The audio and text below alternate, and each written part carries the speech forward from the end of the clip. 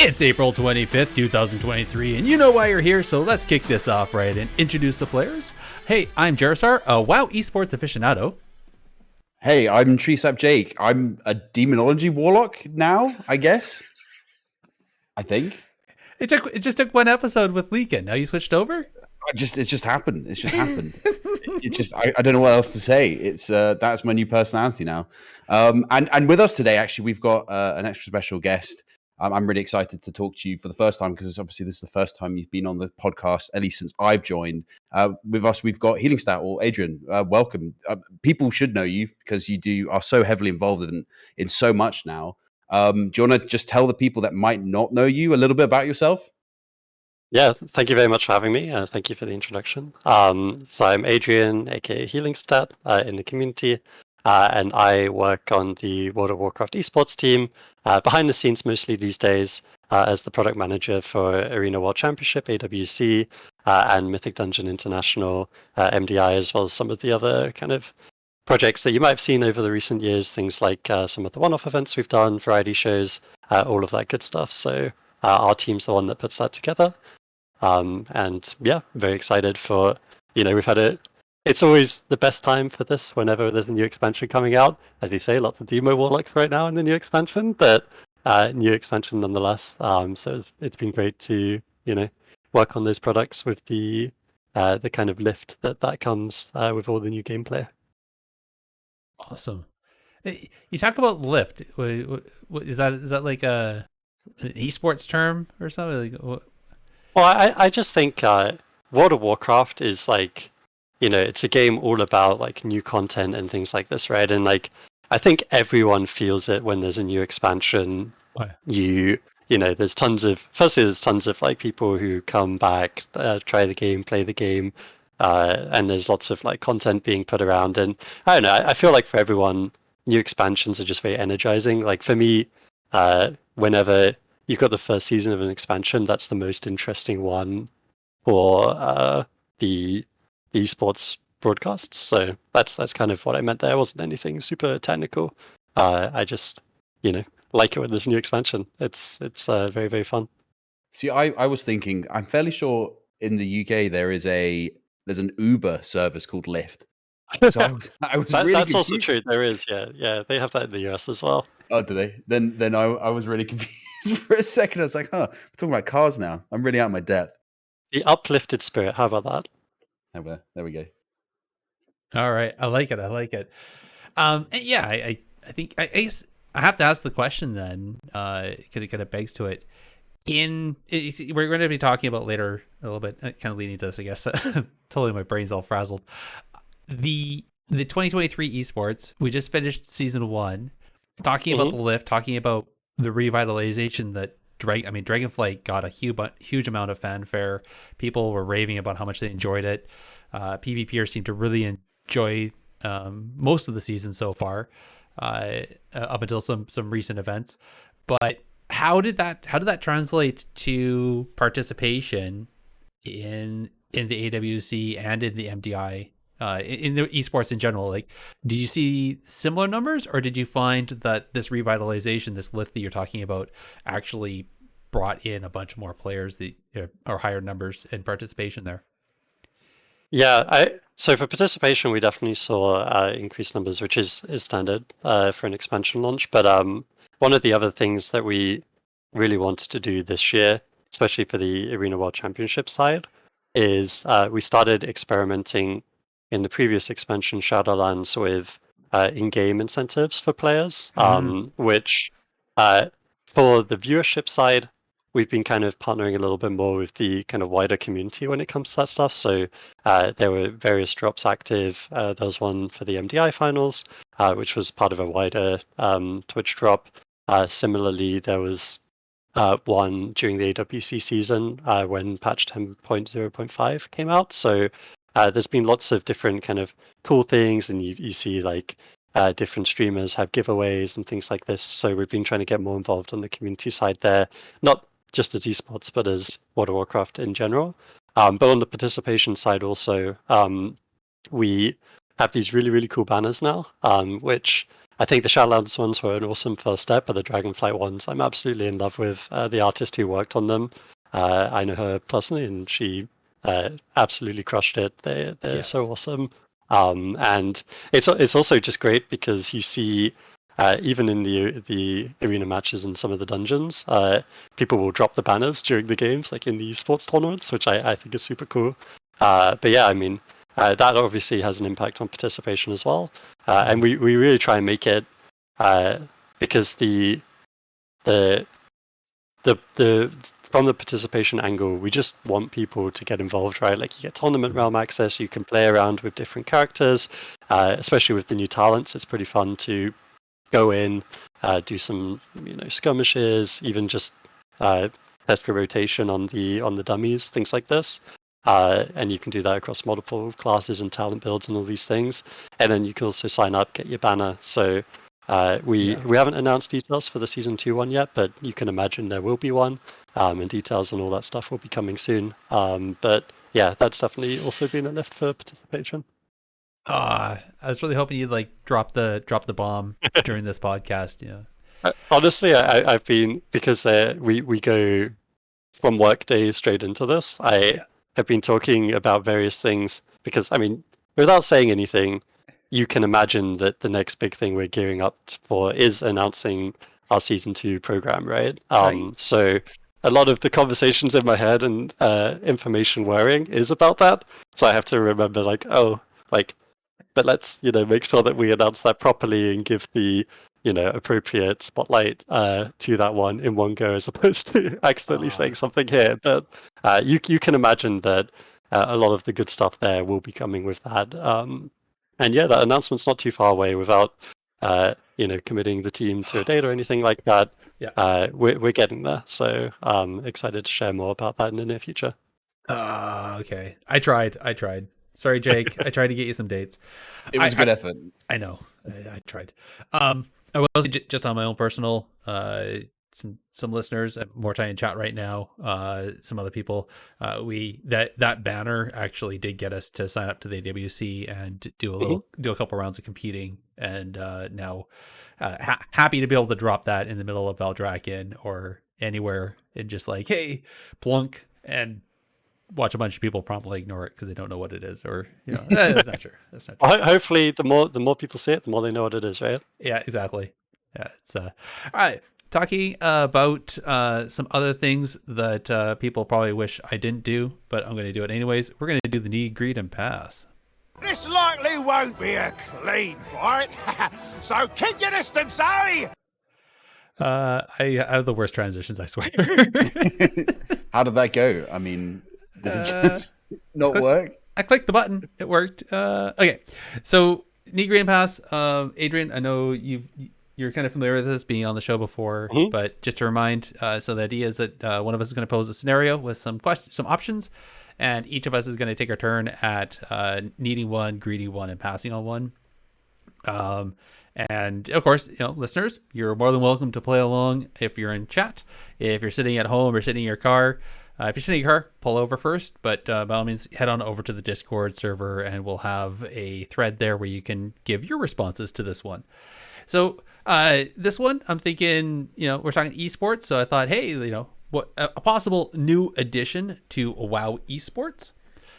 Something new, something wacky. I know you guys have been doing that recently with, talking about variety shows and some of the other different iterations you guys have been doing. So I decided to throw this one in here. And so first option is duels. So just do the classic 1v1 duel tournament. Have a bunch of people, maybe not even do it in instanced. Actually have it like outside of the gates of Orgrimmar or outside of the gates of Stormwind. The other option is classic WoW dungeon speedruns, because I mean, those are really taking off well, and I know there's lots of people that enjoy watching PvE, PvP, PvE. And the last one, just to get super wild and wacky, is epic battlegrounds. So actually, like, trying to get 40 players to sign up and just like put them into an epic battleground, and I don't know, make it best of, I don't know what you'd have to do to be able to fill a whole weekend on that. Maybe even do the classic version of Alterac Valley where there's no cutoffs and it just goes on for like 3 weeks. Who knows? But I'm gonna throw it out there. Which one? Who wants to take a run at this one first? I feel like our special guest should have a crack. Throw it straight into the fire. All right. I guess I'll tackle them one by one and then go to the nitty parts. All of these are very cool. And I mean, starting with the classic WoW Dungeon speedrun, I have to call out that I have been super engaged with watching hardcore streams and playing myself. I must admit, playing myself, like my character is very low. I'm in Senjin Village right now, and I almost died to a tiger earlier in the week because if you remember the little islands off of Senjin Village, like the tigers come at you when you're trying to, they just like patrol around the little islands there. Yep. And I was almost in single figures deaths, which I saw the add-on is that the average deaths are like, I think 11 to 15 or so for every class. So if I'd been below the average, I would have been kind of sad with myself, but we managed to survive on like 10% health. So anyways, I'm slowly grinding through it, but I'm spending a lot of time watching. And then I know Cargos also has been running the community events. Or well, there's a whole community based around leveling up in hardcore, doing the dungeons and stuff like that, which I absolutely love. So I feel like there's already a version of this somewhat existing in the community, and it's been a ton of fun watching it. Yeah. Duels, we've seen some really, really cool events over the years in Duels as well, especially in Classic. You know, I think back to the Tips Out events, things like this. Super, super fun. So I think both of those are, you know, really, really cool esports formats, and I've seen tons of awesome stuff in the community of them. Epic Battlegrounds is an interesting one because we've definitely tried our hand at battleground events, not epic battleground events, but different battleground events, and they've been really fun to put on. I will say that a variety show obviously is something that we have been running a few different times. And while we don't have any announced right now, obviously it's something that we like the idea of these shows, and hope to bring some of them back in future. And one of the pitches for an event in a variety show was not quite an epic battleground, but a kind of epic open world PvP event. And it was something that was definitely on the considerations. And we've done different open world activities in there, such as, you know, we've done scavenger hunts, we've done races, foot races, stuff like this. So I could see some sort of version of this in future. I think it would be a lot of fun. As a standalone esports event, I think it would be an absolute nightmare to organize. But if someone wants to try it, I'm not gonna say you can't. I think it would be absolutely epic to watch. So with all that said, Nigrian Pass, this is tricky, right? I think I got to say, like, with all the excitement around hardcore right now, I love the idea of classic WoW dungeon speedruns, as long as it had like the hardcore element in it, because I just think that adds that extra tension, you know, like the extra high stakes. I think that one would probably be my need, and also it's a good opportunity to plug the fact that these things are actually happening right now, right, in the community, which is super cool. Yeah, I'd probably go Greed on Duels, because I just personally love them. I remember when I was in some of the earlier expansions of WoW, I used to love dueling all the time. So a bit of personal preference there as well. Definitely love watching duels in WoW. And then, as epic as it would be, I would probably pass on the battlegrounds on this one. I don't blame you. I kind of wish it was the other way around though, but I don't blame you. All right, how about you, Jake? Okay, so I feel like Adrian, you just did the most expert sort of breakdown of all three of those, so I don't have to, which is amazing. So I can just get straight into it. To be honest with you, the one thing I think about with Epic Battlegrounds is I think about Rex Troy videos, because there used to be some videos, and he always used to mess with me about them because he was always looking for people. But he did like a 40 versus 40 of like 40 Death Knights versus 40 40 Paladins or something like that. I think I remember seeing that. Yeah, I've seen some of those videos. They're so cool. You definitely have, because they're I thought that was a really interesting idea. If it was that idea, and it was, as you say, for the variety show, and you know, you just sort of like, okay, can we get you sign up. Can we get 40 of this and 40 of that, and put them in that small little, the what's it called? I can't remember the name of the bit where you run across in Alterac Valley. That sort of middle bit where everyone always ends up fighting in classic and in sort of retail nowadays. Right by the They bunker. put. Yeah, so like just in the middle of Alterac Valley, like I don't know what it's called, the sort of lake bit in the middle that's frozen over. In the field. Yeah. The field is The field. Yeah. Field of Strife, that's it. There we go. We got there. In the Field of Strife or whatever it is, just do that. That'd be insane. I think that'd be really cool. So I'm going to do something very different here, and I'm going to say I like it when we have a lot of innovation, and I love it when there's a bit more entertainment, and that sort of thing kind of allows for more casual players to get involved. So I'm going to actually need the Epic Battlegrounds in that sort of format, in that 40 of one class versus 40 of the other. I think that'd be really, really fun. I'm going to greed the duels because, much like you, Adrian, I love dueling. And I think, although there is some disparity sometimes between classes, that's obviously just a natural thing that happens. They are the most fun. And when you see really crazily good people duel one another, it's fantastic. So I'd love to see something like that, especially on its own, like a standalone. I think that'd be really, really cool, and a way to sort of really showcase the individual talents of some of the esports players for WoW. And then I'm going to pass on the hardcore side of things, only because I just get like secondhand pain when I watch and they die. You know what I mean? Like I understand that. That's part of the fun, though. Seeing them die. It is part of the fun, and I think it's really, really popular. I keep watching Zaryu with like 12K people watching you on Twitch and going, "Oh, please don't die," but he just doesn't, and that's great. So I do feel okay, but I can only watch for so long, so I'm going to pass on that front. All right. Okay. I guess I have to do this now. So I'm actually going to need on duels. Just I miss the classic duels. It's pretty awesome, and there's some pretty fun things you can do. There's some different things you can do with that. Different little quirky things you can do to make it even more interactive, more fun. And yeah, this is where I have to like pretend. I'm going to do a little bit of pretend technically PvP bias, and do the epic BGs because they are true PvP and not the classic WoW dungeon run. Only because I wish I could do them both, but I have to edge one out of the other. And so since epic BGs is true PvP, I'm going to say that one. But you're not wrong.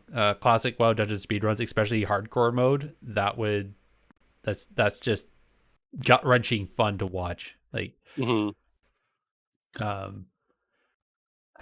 wonder what that would be like for like an MDI where have like a Mythic Dungeon International where the team is knocked out if they have one death, and watch how Echo plays. There's two interesting things about that. Firstly, when the hardcore community started, garnering all this attention for classic, now the Echo player in Europe started. I don't know if you've seen his streams about this, but he started streaming hardcore M+, which basically means he creates a character, levels it, gears it, and then tries to push his M+ rating as high as possible. But if you die, obviously you have to start from scratch. So that's probably the closest I can think of a hardcore MDI. And Wow. it's really impressive. Firstly, how you do it, right? Because like when you can push your scores up to the same as everyone else without a single death in your group, that is pretty crazy. So it's definitely doable. PvP will be a bit harder, right? Because if you say hardcore, it's like you have to win every single arena match, or if you're like 1%, you're like, okay, /AFK, never mind, I'm out. Right.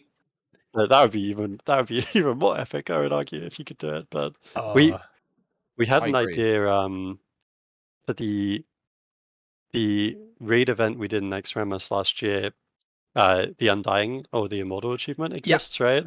So we did think about, because we called it the Undying Challenge, I think. We did think about making it that if you die, you lose because the Undying Challenge. But the problem with that is like, if you put so much time putting the production, getting the team, getting the talent, and then someone dies immediately, it's like, a little bit anticlimactic.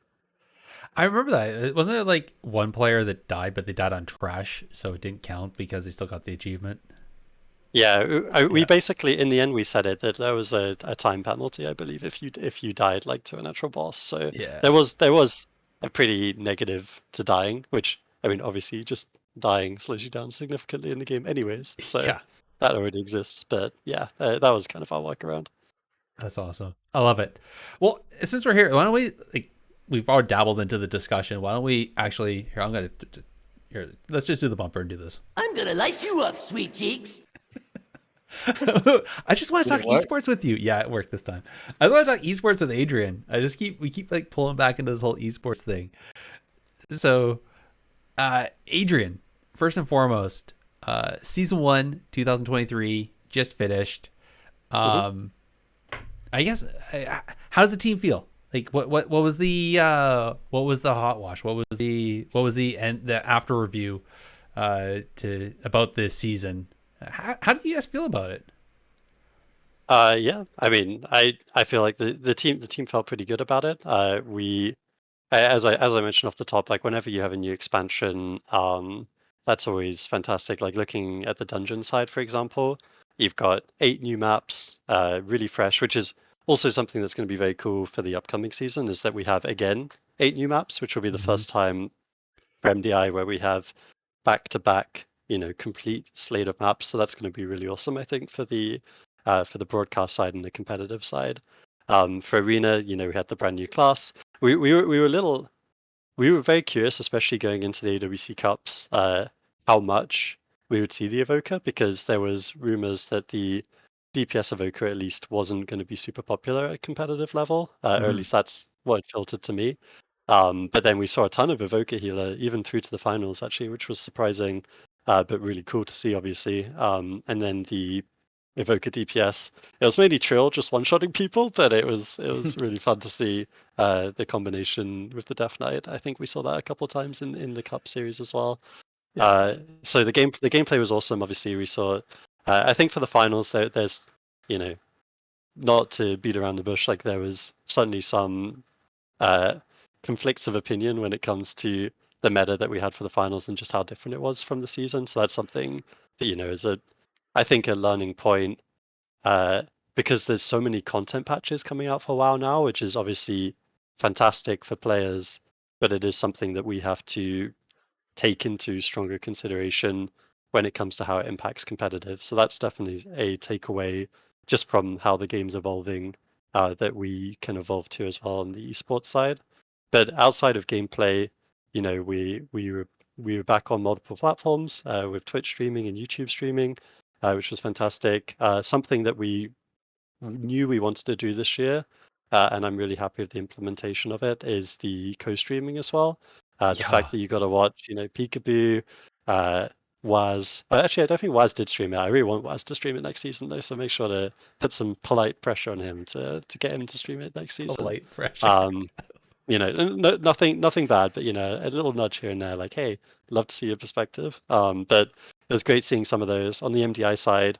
I can't imagine you guys are overly familiar with the French speaking community, but Team Mandatory that had absolutely amazing series against Echo. Their owner Zerator streamed the finals, and he was between 30,000 viewers on his stream. And the energy he has when he's broadcasting, he was broadcasting with the French localization partners, Kusa, Lappy, these guys. Yep. And they were. Sometimes you'll see those clips of like casters in different languages where you're not quite sure what they're saying because you don't speak the language. I've seen this for Korea quite often as well, but you just hear them screaming into the microphone when someone dies or when something exciting is happening. And Zerator's energy watching him was absolutely infectious. So it was really cool being able to bring that. I know Max and those guys did watch parties for various stages of MDI as well. So it gave the events a really good community feel, which I Yes. think is really important in World of Warcraft, because World of Warcraft is, so much about the community and the players that play. So I think that did add an extra layer we were really happy with. I mean, I could talk about this for a very long time, because we updated our broadcast package. There's so many different things that came in for the expansion. So yeah, Okay. overall, very happy with the season. I mean, I could listen to you talk about it for I could talk hours. for a while, so Same. I probably should be careful with time. But yeah, I know No, what you're just talking about for foreign languages, because I love that with the Mhm. Latin, Yep, listening to yep. yeah, that was amazing. Sorry, go ahead, Jake. No, I was just going to say, I was just concurring on the fact that I was just more than happy to listen to Adrian just talk and talk and talk about esports. In all honesty, I really have to. You know what I absolutely love about the WoW Esports team is just how innovative and hardworking you guys are. Because I feel like there's just so much going on. I mean, PvP balancing aside, what's been brought to the PvE side and PvP in general, it feels really, really great, and I'm loving it, and I want the direction to keep going. Because I've been saying for years, but on myself and on the podcast as well, like I would love for more to come into WoW Esports, because I feel like it's such a wonderful game mode just in general, like arena and MDI and all those sort of bits and pieces that we do. That it's a shame that that there isn't even like more of a buzz. Like it should be as big as League, in my opinion, because there's so much that you can get and gain from it. That's so much to love. So I'm really happy when things are going well. Mm-hmm. Yeah, yeah. Obviously, like it's kind of, and I feel like Dragonflight's been really important. The game team, in my opinion, and obviously I'm biased, but everyone can take their own opinion on this. Has done a really great job. There's the expansion itself has been received really well. The content uh, that's coming out is obviously coming out at a super fast cadence, and I think that really, I mean, I used the word lift earlier, but like it really does like energize, maybe is a better word, because you see the the content creators, the streamers, the players like being much more positive, and Mm-hmm. we in esports work super closely, right, with the participants. We talk about localization partners. This truly is a global program. We have teams from all over the world for arena and especially for dungeons, where we can hit some of those regions in APAC, etc. So it really does energize the team. I think when everyone can rally around the game, and going back to how we can then bring the product back to the community closer. I think that's super important for the long term of WoW Esports, because Mm-hmm. like when you look at some of the things that are being done by the community, like even right now, right? Like we've got hardcore, multiple events happening over the course of weeks. For WoW Classic, there's arena tournaments coming up. For retail, obviously 10.1's hitting, and then Race to World First will start up immediately after this. There's so much cool stuff happening, and Mm-hmm. MDI and AWC should not conflict with that. They should be accompanying that, and they should be part of that kind of. It should be a cohesive experience of, like, if you want to watch World of Warcraft, if you want to aspire to play in different high-end games, or just see those players and then take that into your own gameplay, Mm-hmm. then they should all fit together. And I think that a part of that is that when then MDI is live or AWC is live, the viewer's experience can be okay. I love Venriki, Zico, Aya, Super Teas, but I'd really like to watch the rogue perspective of this instead, and it just gives them more viewing options, right? So I think all this stuff we've been really happy with, and yeah, I mean, looking forward to doing a lot of it again alongside some new stuff in season 2. Yeah, no, I love it. And I mean, talking about the desk there, bringing Isaac Izale into the caster Mm-hmm. mix, beautiful. So glad he came back to his roots. Took it. I understand he still has his riot job, and he's still doing LOL, and does it. But he's just such a choice addition. Does so well. I have to talking about the iterations you've done and the build ups and all the different changes you made, because I mean, really, like there's a number of changes that were made in 2023 that I don't think we really saw in previous seasons, previous years. First and foremost, the lo-fi, the remix of the Mm-hmm. AWC Mm-hmm. anthem. Who did that? Who was the mastermind behind that? I gotta ask, because Yeah, I that was won't awesome. I won't call out specific team members internally, Oh, just in case they Yeah. don't want to be public. But I will say the person on the team who did it has a love of like broadcast and music, and has been around Blizzard and WoW Esports for a long time, and it was a really good idea. She pushed the idea through. We worked with our sound team, and on the YouTube video, actually, it does say the credits to the composer who put the remix together. So you can go I missed that. go check them out. So Mhm. that's in the description, because we, when it comes to this stuff, we do like to credit, and we've been doing a lot of, like, when we're doing educational content, for here's what's coming up in a patch and stuff like this, these sorts of videos, we've been trying to work with more creators and credit them appropriately, right, so people can find others that they can then enjoy World of Warcraft with. So it was another example like that. But yeah, I mean, so taking all that to one side, the soundtrack itself is absolutely incredible. I love it. Yeah, it's I awesome. definitely hope that we can, continue to do that on an annual basis, like have one new per year. Not saying that that's what's going to happen, but my personal preference would be that, because I just think that it fits so well into like the high energy of esports broadcasts, and sometimes you're going to have to go on that break while the teams are getting ready, the talent are getting some fresh air, drinking some water, and why not blast some super hype music during that time. So there you go. That's awesome. And yeah, I think it really just is that extra little cherry. I don't know. Let's enjoy it. Let us enjoy it at least for a year though before you change it again. Yeah. Well, it's always available if you guys want to check it out. Maybe it could be in the the link of this podcast, but That's it's right. available on YouTube. So if anyone wants to pull it into their playlists, then feel free to do so. Oh my It's certainly god. not going anywhere. We can put it in the show notes, I guess. That might be the Mm-hmm. best way of We'll put it doing in the show things. notes. Totally forgot. Totally forgot. I I don't know if you Yeah. guys watched the Method. I think it's the Method tournament a little while ago. They did like I think it was a 3v3 tournament Hmm. a little while, and they had that sort of. I think it was in BFA season 4, and it was that song that was like "Stars in Your Eyes" or something like that. It was like a Yeah. remix one, and it was just, and everyone, like, every time it came on, like, the chat got absolutely spammed, and Hmm.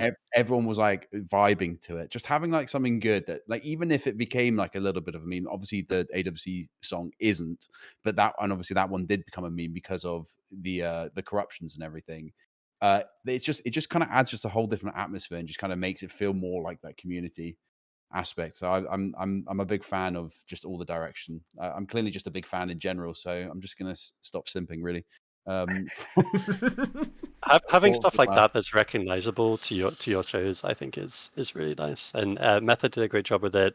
Echo also has something similar that they run during Race to World First. And one thing I really like, and it's a little bit of a different tone between like a Blizzard broadcast and a community broadcast, but uh, they'll really have fun with it. Like they'll have their producer start the music at already a pretty high volume, and then chat will be spamming louder, louder, and they'll just blast you absolutely. I think I would probably get in some trouble if we did that on a Blizzard broadcast, because some people would not be super happy. But you get a little bit more freedom there, and yeah, it's certainly not the first time something like this has been done. But I love our version of it, of course. So That's awesome. I love it all.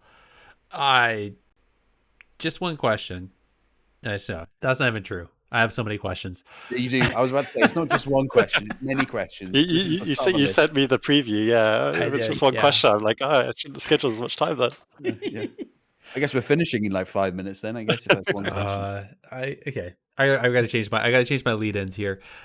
So, Adrian, the 10.0.7, Mhm. the patch to which everybody bemoans. Um, I I have to ask, can you talk about the timing of that? Like that was the one of the most widely ramificating patches with a complete rework of a class and a spec, like days before the AWC finals. Like Mhm. what happened there? Yeah, so I think there's a couple of different things here. Firstly, I will say that once we identified that this was going to be the issue, that it could have potentially been a much worse issue, right? If the finals had hit immediately after 10.0.7. Uh, I I appreciate the players, the talent, the people behind the scenes and the team on just being so flexible, because obviously initially the date was going to hit straight with 10.07, and we were able to shift it back a few weeks. That gave much more time for players to get prepared. Even it was still a significantly different meta, but obviously the impact would have been much higher if we hadn't been able to make that shift. So I appreciate everyone that was able to put work into doing that and being flexible there. So that is also one of the advantages of online broadcasts, is that it's easier to make that shift if you've got all the venue planning or all the planning that goes into a venue. Then that would have been simply impossible to do, right? So I think that's point A on this one. Point B is this is one of the things where the fact that there are so many patches in the game now is absolutely awesome for players, and this is a big philosophy. Can't pronounce my words. Philosophy shift within World of Warcraft of just like, hey, let's get as much content out to players as possible, give them much more to enjoy, and this happens in both Dragonflight. You can see like what the community's been building around Hardcore and Classic era, and then just in WoW Classic in general. So there is just so much content to enjoy, which is fantastic for a player, and it's just something that we have to take on as a learning experience for WoW Esports, because there's always been versions of like 10.05 patches, 9.05 back in the day, 9.15. Even there have been 0.17 patches in the past, and normally the esports season can continue throughout that with minimal issue, because they're mostly back-end patches, quality of life improvements, things like this. Whereas now we have to be a lot more careful, because obviously our seasons are lengthy. They go on for multiple weeks for both AWC and MDI, and we have to schedule around lots of different things. Like, we're not going to run an AWC show the week that Diablo comes out, for example, right? Like, there's some conflicts that we have to think about there. So I think a little bit of it is also just a learning for us. These patches are super impactful, and we need to make sure that we are very careful when we're coordinating with the dev team on when exactly these patches hit. But I think inevitably there are going to be some times where a season happens at the start of a patch cycle, and then there will have been some meta shifts between when the season happens, when the final happens, because we need to run our dungeons, we need to enable space for other activities. So that's something that will always happen and has always happened in World of Warcraft, right? Like, we've seen tons of times in AWC Cup season, and then the circuit is a different meta. And I think that's healthy for the game. It's good for the players, and it, to some extent, hits everyone equally. I think the other side of the unfortunate nature of the finals for us this time around was that there's been some community opinions around like the meta itself in 10.07, and even with the shift to moving a few weeks after 10.07 hit, there was still like a very different meta to what had been experienced during the cups, which had been super well received by players. So I think we kind of got hit on two sides with that one. But the main takeaway for us is like we just have to be very careful about scheduling to make sure. For example, I could say with confidence the AWC Season 2 finals is not going to be just after a major patch, because that's obviously one of the major learnings there. Yeah, it's hard though, isn't it? Because I mean, you never know with these sort of things. Like, I suppose like nobody really thought, oh, is the rework going to be as explosive for Ret Paladin as it was? Like, there's a chance it could have been worse. They could have hit maybe less, and it wouldn't have affected it, and then nobody would have been as maybe, I don't know, sort of difficult on that front. But I understand, like, that's a difficult thing. That makes your job a lot harder to try and figure out, okay, are we gonna schedule? Is the schedule gonna work? Is it gonna be useful? Is it gonna be interesting? And should we schedule them so that the next cup has got an interesting meta shift? That sort of thing. That sounds like a lot of pressure. And I think you guys. It's a lot of tricky scheduling, yeah, and we do have a close relationship, obviously, with the dev team that's working directly on the changes. I do think that one of the biggest things is just Dragonflight. It's really, really unique and cool that all these things are happening. Like, whenever in WoW's history would a class or a spec be completely revamped midway through a patch, right? Like, for players who play that spec, it's obviously like a huge win for them because they get a fresh take on their gameplay. And I mean, I'm not Rep Paladin, so I'm not going to speak to it and speak on behalf of that community, but I I would hope that the players who play Rep Paladin kind of went back and forth with devs on the changes when they were in PTR, and that the change was overall positive for the class, right? Like, that's the goal always with these reworks, is that it creates a better, more fluent experience for the players playing that class. But because it's brand new, it's something that we on the competitive side need to be like, okay, so we know that there's these things that are happening, and this is obviously something that we have to factor into our scheduling. So I think for us, it's partially reacting, and we reacted in real time. We knew that this was going to be an issue if we didn't make the change that we did, and I think overall players were happy that they got a few extra weeks to get used to the meta. And in the end, we saw, the team that won in EU played a completely different comp to the team that won in NA. And we saw a decent variety, especially around healers in both metas as well. So I think the teams did have more time to prepare, which is great. But obviously the long-term learning here is like, how can we schedule, like, if cups have different metas between cups, I actually think that can be healthy because it gives different teams, different compositions, more chance to qualify. But for the finals, we need to give as much runway as possible on even a small patch, that teams don't run into the situation they ran into this past season. I have to ask though, out of all the options on the table, to obviously you picked the decision to delay broadcast and push it to the right a bit. Was there any consideration to just not roll out 10.0.7 on the TR? That is technically very challenging to do, firstly, because it's set up somewhat like a live server and then just separated, basically. So it's not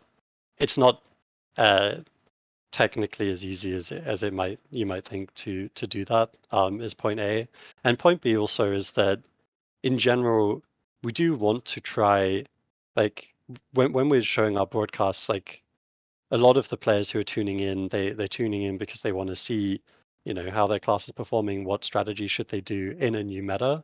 So there's that constant balance of, on one hand, we want to make sure that there's the absolute competitive integrity of the event, which is why we ended up shifting, because it would not have been fair on players to have them play 3-4 days into such a big meta shift for the finals. Totally. But on the converse side, we also want to make it a good experience for the viewers, because that's important to the long term of the program, right? That players are seeing, like, I mean, for me, I was very curious because I was told that we were going to see certain compositions the entire time, and then in the end we saw the Mage Warlocks coming out. We saw, I think, every single healer except for Holy Priest and maybe Holy Paladin. No, we did see Holy Priest as well, so we saw every healer except for Holy Paladin. So it was just interesting to see, like, the team's take on it, and I think that is part of the experience for the viewer as well, which, if you kind of, the option that was on the table but we weren't able to pull off would have been moving the actual finals a week forward, but obviously that is way harder than moving it backwards for people's planning. And overall, I think I was happy with where we landed. Oh, I think it was great. I mean, I just had to ask, because I mean, to me, it seemed like us just a server. Why not? But, and I mean, if you ask Twitter, they all thought the same thing. So it's just simple, right? So yeah. There's a lot of things, like, because I used to compete, right? Like, I played in the tournaments back in the day, and I remember I used to have a lot of things of like, hey, why can't we just do this? Why can't we do that? And it's like, the people who I get the privilege of working with are super talented. They love the game. Many of them have also played the game for many years. Some of them have been high rated PvPers. Some of them, play dungeons. Like, there's lots and lots of variety of the people you get to work with day to day. And I I can almost guarantee the majority of the time when I see like a simple kind of like, oh, why don't they just do this sort of thing, that it has been thought about. Sometimes no. I mean, it's always good to give feedback because sometimes there's something where it's like, oh, that's a really good idea. And, crowdsourcing ideas amongst many people, obviously the more people you get involved, the better the pool of ideas will be. But quite often when it's something like, oh yeah, they can just flip the button that makes the patch not turn on or something, Yeah. it's something that is more complex than it might seem from the outside. I understand. You brought up like bringing feedback and whatnot. How do you get feedback from the broadcast? Like, I mean, there's Twitch chat, especially now with all the community streams and the watch parties and that. Mm-hmm. Like, how can we just email you? Or are we supposed to like tweet at WOW Esports and be like, Adrian, fix your stream? Like, how does the general viewer help your team iterate and make the broadcast better? Yeah, there's lots of different avenues for this. Firstly, on the participation side, we work super closely with the competitors, like every single season. In fact, these days, multiple stages during the season, we'll do surveys to kind of talk about the player experience, and we often do include broadcast components in there, especially now that co-streaming means there's a blurred line between like being a competitor and a participant in the event, and also the fact you can openly stream it, right? So that does blur that a little bit. When it comes to the actual broadcast, we do obviously keep those discords open, and they have channels for feedback and things like this, which sometimes is gameplay feedback, sometimes is broadcast feedback. But we also just monitor, like if there's good comments or good suggestions that are brought to the WOW Esports account on Twitter, for example, then that's something that's monitored. We have social support throughout the weekends that we're live. And also we have chat moderators and members of the crew who are watching the chat and kind of tallying like any cool ideas, or especially like any themes that we see in chat. Like if there's a consistent theme of something that people are asking for. A lot of the Twitch extension actually, which is it was brought back obviously this year when we're on Twitch, and is in the process of being renovated for season 2. So that should be very, very cool without again spoiling too much of the work that's going into it. We are planning to hopefully have that revamped for season 2, and a lot of the feedback that goes into these things is based on stuff that's seen through those avenues. So I'd say, getting involved, participating in the programs, Twitch chat, social media, like all these things ultimately do filter back to us. And a lot of the segments and things that we bring in are responses to things that we see being requested through those avenues. Are we going to be able to go back and look at the historical gear and talents on past matches and not just the current one? Yes. That is something that we really want to do. Awesome. It obviously that's it's that one's trickier because it requires basically building a public database for everything. Yes. But we are aware of it as a request. On the dungeon side, one of the partners that we love working with absolutely is Raider.io, and they do store everything for the past competitions and the builds. With TGP coming up, that's going to be super important, right? Because you have the continuous gameplay where it's going match to match to match. And that's part of the main reason why we want to revamp the extension anyways, is because the extension is currently built to support a head-to-head, which is our standard format for Dungeons and Arena. But TGP obviously isn't that, so it will not work if it's not revamped. So that's part of the reason there. And then for Arena, we're aware that that's something that's very interesting. We have been working on some of our stats and stuff like this that we show on the broadcast also. So we're hoping to kind of have a fresh lick of paint, I think is the saying, for that in season 2 also. Okay. I'm looking forward to it. I got super excited there. A little let down, Adrian, not gonna lie. I was really hoping. I don't like to overpromise and underdeliver. I'd much rather set the expectations realistically, and then we'll see what we can get done in that space. So you're saying I'm not going to get 2K rating? That way... Oh, that one's easy. You'll get 2K rating. I believe in you. Maybe I'll have to do what Jake did and make a demo lock, and then I can get 3K. There you go. That is Get a demo lock. That's a good move. I've been really tempted to make an elemental shaman actually after all the solo shuffles I've played against them, where they're just shooting me with meatballs. I very tempted to make one of my own. See, that's what I did. I actually moved away from Elemental Shaman onto Demo, and I went from playing. I literally, I think I played 2 weeks of Demo, and now I'm 3.1. So, it's really that and Solo Shuffle is very fun, and it's definitely interesting because I hated Demo for so long, and then I decided, you know what, I need to kind of channel my inner Batman and become that which I hate. So, and that's what happened. There you go. Congratulations on the 3K as well. Thank you. And I think that's what Gerson needs to do now. So we can be a group of them.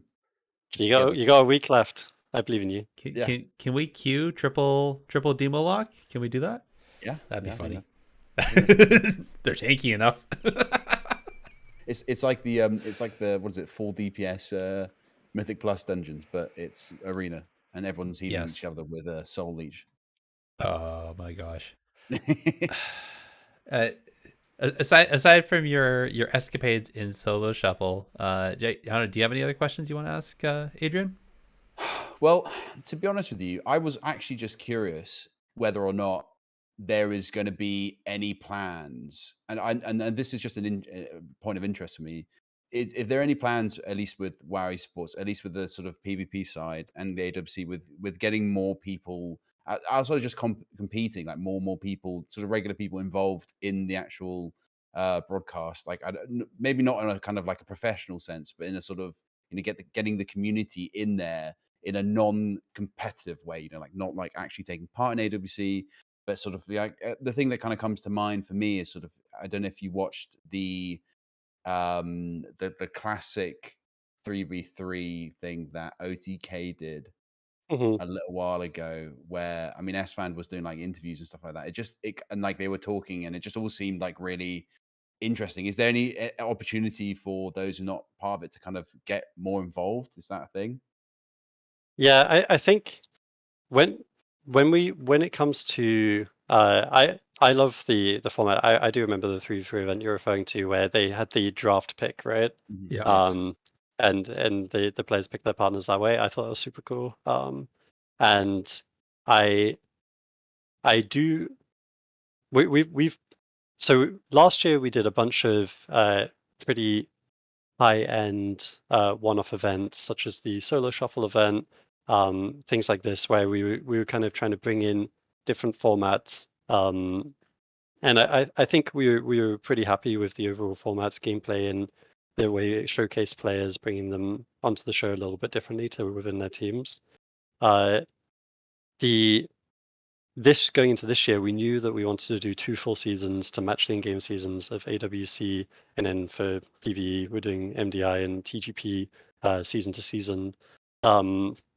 So I think one of the best avenues that we've been trying to develop and hoping to bring back in the later in the year as well has been the variety shows, because they give us different opportunities to, for example, the one we had just in December, not too long ago, was a day one where it had multiple different formats that just invited as many players as we could get possible onto the broadcast.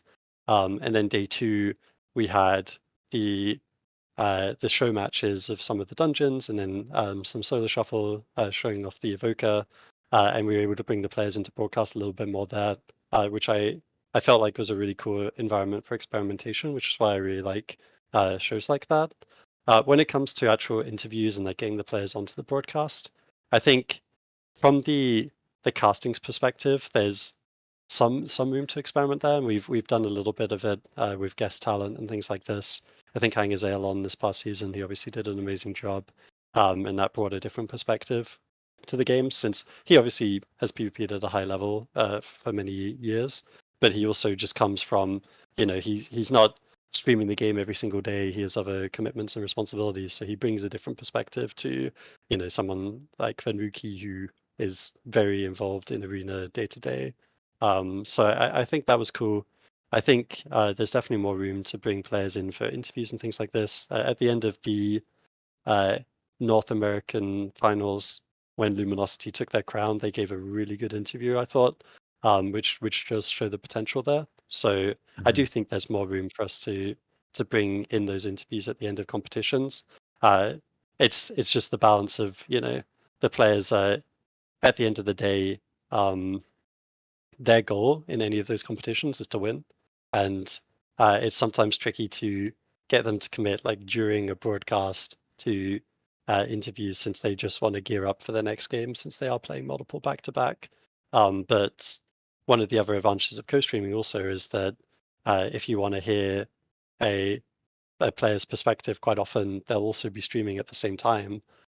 So we experiment with some things like hosting them toward the end, so that they could then go, and it redirects the viewers to their channels, gives them extra audience that way. So I think we will continue poking at that space, but there isn't a specific plan to bring players in for casting the matches, let's say, at this time. Okay, Cool. That's really interesting. That I think, to be honest, I've just really enjoyed having Israel in, and I've really enjoyed sort of just the sort of, just it feels like, as you kind of say, lifted, but like leveled up. Everything feels like it's leveled up, and I'm really impressed with it all. So I've just more of a curiosity thing on my front. Yeah, no, it is very interesting because I watch a bunch of different esports, obviously, because it's kind of what I do, right? So Yeah, of course. there's tons of different takes on this, and I see, for example, on Riot, they bring players into their studio for analyst segments and for casting increasingly. So there's definitely things to experiment there with, and it is stuff we talk about. So I'm saying right now a certain thing. Our broadcasts are in June, July, as we've announced, for AWC and for TGP. So there's plenty of time between now and then for us to change our mind on these things. But yeah, it's very interesting because, you guys probably noticed during AWC this past season, we were poking at different approaches of how we want to lay out our talent structure and our broadcast structure during Dragonflight Season 1. And these are all parts of conversations of, firstly, we want to change things up and keep it interesting for the viewer, but also we want to optimize and make it as best of an experience as it can be, right? Yeah, I have to admit, I enjoyed the change up of the desk, so it wasn't just Aya as a host and then two casters showcasting and then analyzing. I do miss Zico drawing with the pen and I do miss that. The whole I miss it too, except for when he drew certain things. It's not his fault. He was the player was here and then he was shooting meatballs at people. Yeah, and it just worked out that way. Moved in like a 3, and it's the weirdest. Pens are the weirdest things. That said, I can remember when we were graced with a press pass at one of the BlizzCons, and I was able to interview the teams after they finished their wins. Obviously, once it got into later stage and they're doing back to back, not so much. But talking to the players and when they came off of that high was pretty amazing. Like you just the energy was just glowing off of them, just how happy they were with what they'd done. I do miss that aspect of like the person up on the stage talking to the team as they're about to play or just after they get. And it's always nice hearing the players kind of like chuck at each other a little bit. It's always kind of so I do miss that, but I understand on broadcast it's not as easy, and obviously some players you're also dealing with quality of connections and mics and everything else. So just again, I want to peel back quickly. So obviously there's AWC, there's all the season, the whole season, all the cups, then the gauntlet, which was different. I think that was fairly well received. I really enjoyed that. that then went into the finals, like right after the MDI with the groups. That the format didn't really change much. It was the same thing. It was the formats with the last stand into the grand finals. Are we expected to see the same thing in season 2, or are we going to see something different? For AWC, I think, yeah, we were really happy with the gauntlet. Performed basically exactly as we wanted. It gave teams that extra chance. We saw lots of different compositions. I do think that the whole 10:07 timing thing is it's a shame, because I think it's like a little bit of a negative mark on what was overall like a very well received season outside of that. So we are intending to keep the gauntlet in season 2. So and as mentioned earlier, the more information on all of the season 2 stuff will be coming out in the nearish future. Can't give a date right now, but that more information to come. Obviously, the broadcast start in June, so you can anticipate that it'll be in the next few weeks. For TGP, that's obviously going to be the big format change. So in season 1, we had MDI. The MDI format, we were really happy with it in 2022. We'd only just switched over to the groups, which gives way more teams the opportunity to participate in the program. And as we talk a lot about the teams at the very, very top of these, right? Like the Luminosities of the world, Echo in PvP and PvE now, mandatory. Yeah. Like these sorts of teams, obviously, they're in many ways the teams that people want to see at the very high end. Like, what are their strategies? What is possible in the game? Because these guys absolutely do break what is possible at the very, very high end quite often, which is a super cool part of the broadcast. But I also just think that one of the things that we really like about MDI is that getting more teams onto the show, and AWC too. AWC, we've seen, especially when you have different metas, you do get different teams participating, lots of new teams, especially at the start of the expansion. Yep. So we really like the groups format. But of course, in season 2, we're moving over to the Great Push, which we haven't seen yet in Dragonflight. So it's going to be the first time ever that the Great Push has had a full dedicated in-game season to that format. I am very excited for that, because the Great Push, I would say, is the latest of our kind of esports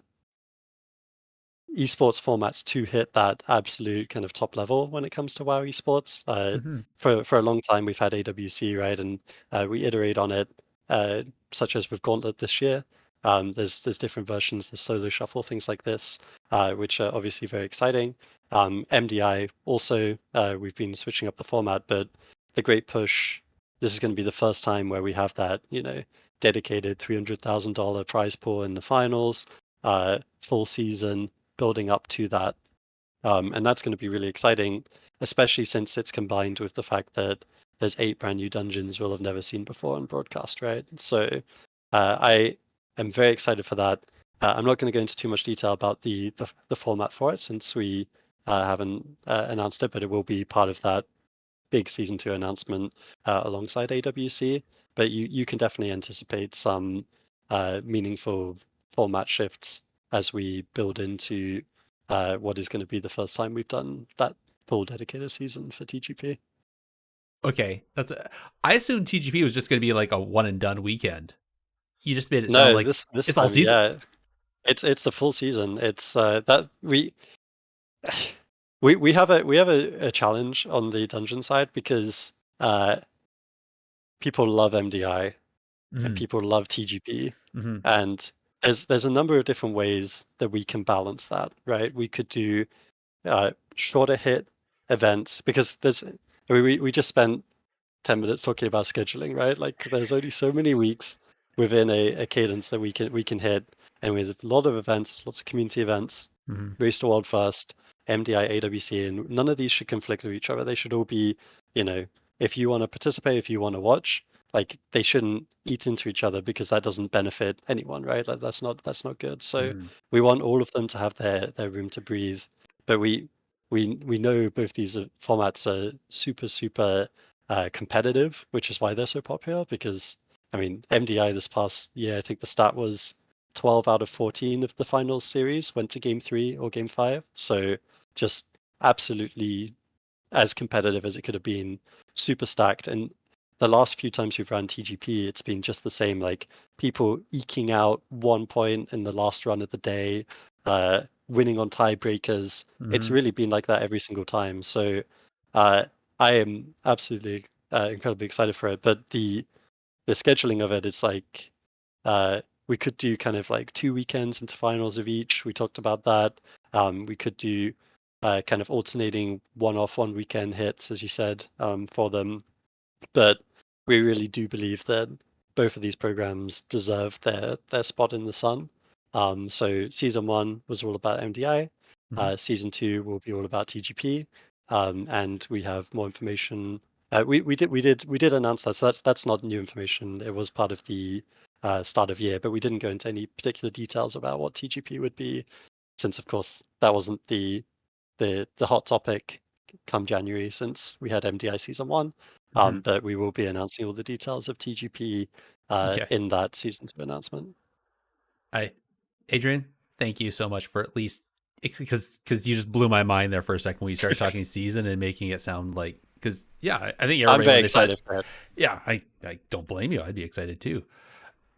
And so I guess speaking of that, so I'm really excited. I mean, first of all, foremost, I mean, TGP, another $300,000 prize pool. I'm assuming AWC is also going to have another $300,000 grand finals prize pool.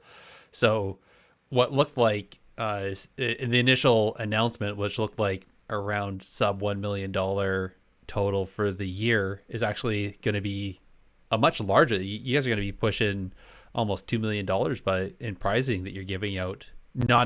Just in prizing, not even including all the money you guys are spending on the broadcasts and on all the background stuff to get this to go, which I thank you.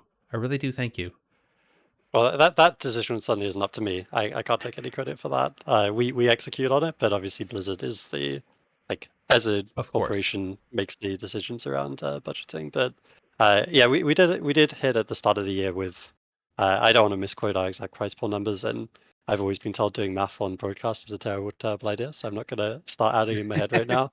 But we did hit on what the overall prize pool for the year would be in our start of year announcement, and that was the big kind of, for MDI, this isn't new. TGP having its own season is new, but the idea of going season to season, and having that be an isolated event with its own standalone finals is not a new concept. We've been doing that for the last few years, and I really like that model, because I just think it mirrors, like, as much as possible, the esports should mirror the in-game experience, and you have that end of season push for whether you're going for Gladiator, Keystone, Master, whatever it is. You have that end of season push, and we think the esports seasons should, as best as possible, mirror in-game experiences. So for MDI, you have that special moment of being the best team in those 8 dungeons in that season, and we saw an absolutely incredible finals because of that. For AWC, we have been moving over to that model, and that's why things like the gauntlet fit so nicely, because it basically means that on one hand, we have that special moment of, like, the cups feeding into that big finals that we host on a seasonal basis, but it also, again, like, we're balancing the high end of, like, that experience that people want to see, like the best teams playing those matches, but we also want to balance the participation, because it is important that if you want to try your luck, get onto the tournament realm, play against some of your heroes in a capacity that you really wouldn't be able to do on live servers, because matchmaking, things like this, AWC should be creating opportunities for you to get involved. And by doing this seasonal model, it means that each season has dedicated qualifier cups. They're all open signups. I encourage anyone listening, give it a go. We'll have in-game banners. At a bare minimum, you can get that out of it. But at a maximum, you hopefully have a lot of fun with the experience, playing on the tournament realm, playing with and against some of the best players. It's when I started out very casually, and I ended up competing at BlizzCon, right? So I do really like the seasonal approach, since it gives more opportunities for that. No, ditto. I do enjoy it. Okay, shoot, how are we doing for time here? How much? We still have you for another hour. I know that. I think the math works. Um, okay, so into the future, there's season 2 coming. AWC season 2, the Great Push. Is there any? Are we going to see any other, like, you kind of mentioned the one-offs? I know, like, last little while ago, there's you got the variety show. There was that solo shuffle tourney that you guys did for funsies. A bunch of other, like, just off of the wall, like, here, let's just throw something on spaghetti on the wall and make it stick. And I have to admit, like, and there's also some neat community stuff that could probably happen. Like, heck, there's did you watch the what was it, the Liquids Eve Ascension that just happened, Eve where Ascension? it was Yep. where it's gender and gender minority. So I don't know, is anything else like that, or is that all, like, Jairus, I already told you, it's to be announced, cool your jets? I mean, I love all the community events. There's been so many cool ones. There was the Pro-Am from Raider AO a couple of weekends ago. Obviously, Eve Ascension you just mentioned this past weekend. Hardcore Classics had a ton. There's some cool Classic Arena tournaments for RAF coming up. Lots and lots of cool stuff. And I do think it's very important that uh, going back to what I mentioned earlier, that we don't just take over all of the time. Like, these community events are super important to World of Warcraft and competitive World of Warcraft, and they create absolutely dazzling broadcasts. Fantastic stuff. So we never want to prohibit or restrict access to those. And it's important. Again, there's only so many weekends in a year, right? Trust me, I know. It's I'm sure we all know, especially as we get older, right?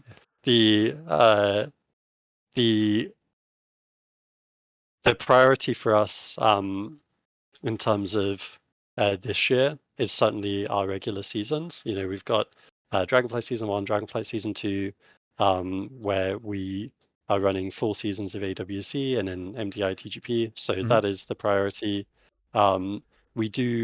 We, as mentioned, we loved the variety show this past year. So while there's nothing to be announced right now, it's certainly something we're looking at and hoping to bring back during this year as well.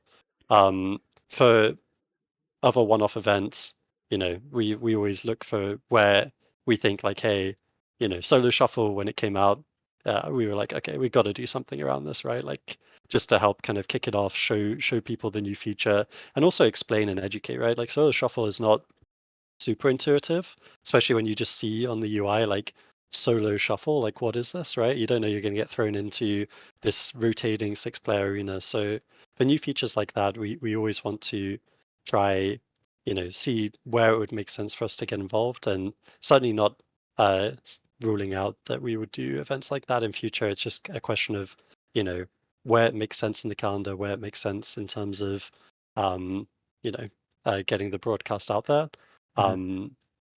Definitely possible that we see stuff like that again in future. Okay.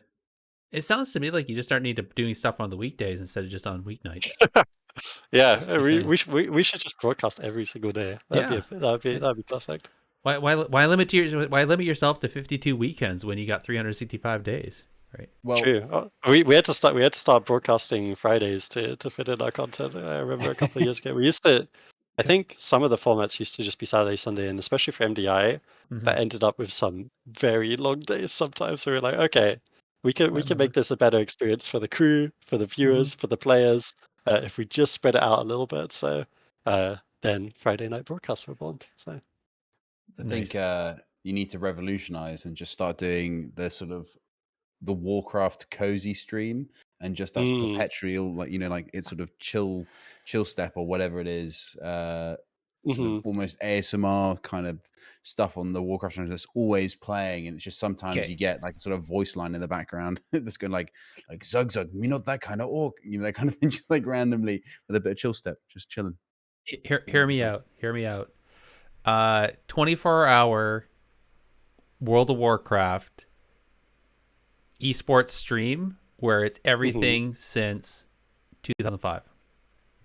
Every single broadcast back to back. Just chain run it Could be on the could be. weekdays. All right. I know this one's a little bit dear to my heart. One last little question for myself before I know Jake has some burning questions he wants to ask too. Yeah. So this one's personal because I've been wanting to try to raise some esports. I've been trying to we've been trying to get some tournament stuff going on our own. We're doing some testing, and I noticed that the default spectator UI in the game isn't the same as what we see on the broadcast. And I always thought they were like the same. I always thought they were married, but they're not. Adrian, how do we get your broadcast stream looking like ours? Or how do we get ours looking like yours? How about that? Yeah. We for context of viewers, we talked about this a little bit just before the show as well, and it's actually very good that you brought this to my attention because I was able to chat a little bit with like have it looked into internally as well, right? Because the crux is, and this is obviously talking about arena specifically versus dungeons.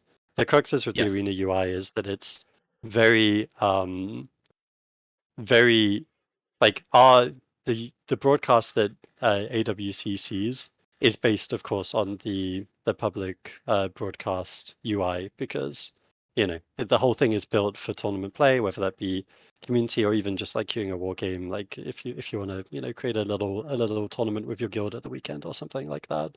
And the we do make quick turn modifications on a weekend. Like for example, I think Warlocks was a good example where their cooldown list was pretty bare. And this, again, we talked about feedback earlier. That was a case of like we saw feedback about this. Like players wanted to be able to see more information, such as I forget exactly all the details, but I think it was things like Death Coil. We thought would be like a value add to illustrate on the broadcast.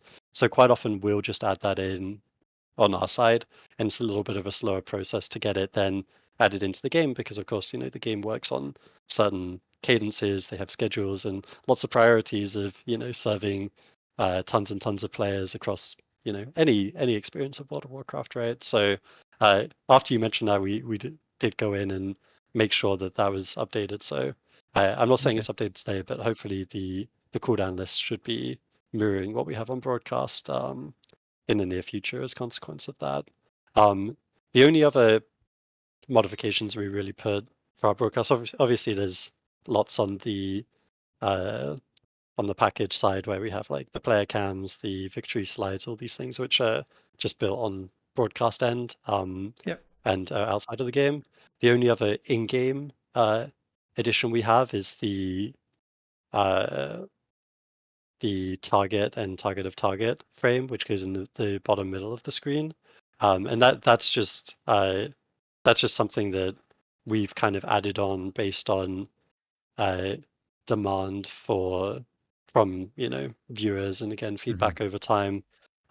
Certainly something that would be good to add to the in-game UI by default at some point.